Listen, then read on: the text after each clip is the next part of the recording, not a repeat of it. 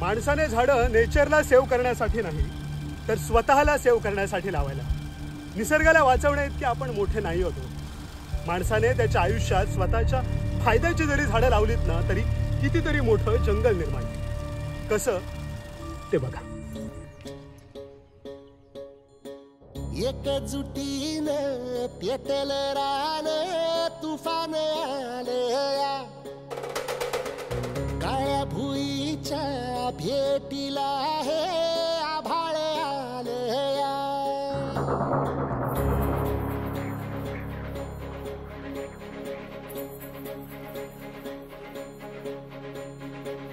एकजुटीनं पेटलं रान तुफान आलं, काळ्या भुईच्या भेटीला हे आभाळ आलं. ढेगाळ माय मातीच्या ह्या डोळ्यात जागली आस, घेऊन हात हातामंदी घेतला लेकरांनी ध्यास. लई दिसानी भारल्या वाणी शिवार झालं,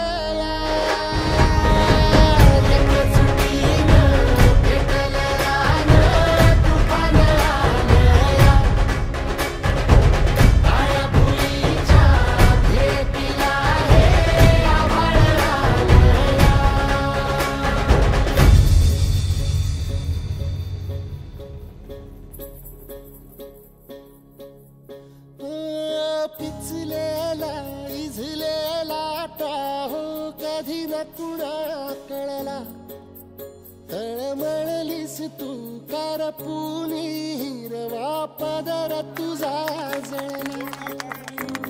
आपण वृक्ष तोड बद्दल आपण ऐकलेलं असेल, परंतु एवढ्या मोठ्या प्रमाणात झाड लावणं, त्याला जगवणं आणि एक वन क्षेत्र तयार करून दाखवणं, हे तुम्ही एक कमाल करून दाखवलेलं आहे. आणि याबद्दल आपल्या सर्वांच्या विशेष अभिनंदन. आता कलेक्टर साहेबांनी जे सांगितलं ही सगळ्यात मोठी उपलब्धी आहे की जर आपली स्टेटली ही वनक्षेत्र म्हणून डिक्लेअर झाली तर आपण जे काम करतो आहोत त्या कामाला एक मोठं स्वरूप प्राप्त होईल. सगळ्यात महत्त्वाचं म्हणजे याला संरक्षण प्राप्त होईल आणि ही संपूर्ण अमरनेरवासियांच्यातर्फे कलेक्टर साहेबांचे खूप खूप मनापासून आभार मानतो.